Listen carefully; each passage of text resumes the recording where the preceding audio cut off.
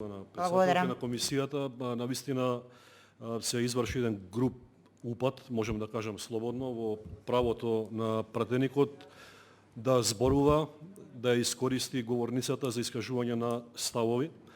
Во исто време ми беше, според ми беше одземен и дел од времето кој што и деловнички го имам, што морам да соопштам во име на јавноста дека во други комисии и текако има флексибилност во однос на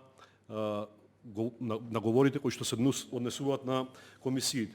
Така да сметам дека вашето упаѓање во зборот очигледно ја покажува и нервозата на оваа власт.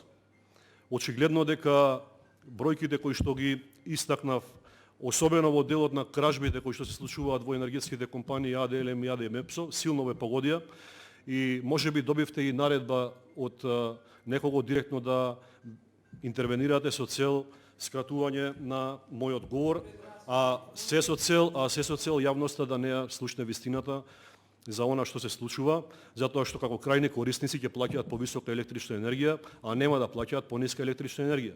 Тоа е вашиот пиар, тоа е вашиот начин на работа. 4 години сме сведоци на едно вакво, можам да кажам, работење преку закани, преку, уцени, одземање на збор, но тоа е вашиот начин на работа, ваша политика и за тоа секако граѓаните ќе имаат право да судат. Но сепак, јас како пратеник, со мојот интегритет, нема да дозволам понатаму да го кршите деловникот, да одземате право на збор на пратеник, да скратувате време за говор, само затоа што не ви одговара вистината. Јас зборувам вистината, тоа се бројки кои што можат да се проверат насекаде, тоа се статистички податоци.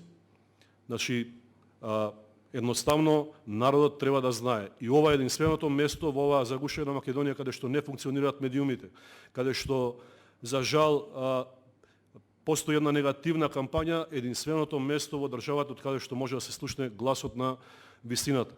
И токму заради тоа во иднина ќе ве замолам да не почитувате како колеги пред се, понатаму како пратеници за кои што гласал народот и на крајот да ја почитувате демократијата на законодавниот дом. Токму заради овие постапки сметам дека законодавниот дом е онаму каде што е во перцепцијата на граѓаните и ние како пратеници. Да се потрудиме да обезбедиме демократија во работата на овој дом, за да можеме да се слушнеме и да се разбереме. Упадите и прекинувањата на говорите нема да придонесат кон унапредување на нашите односи. Благодарам.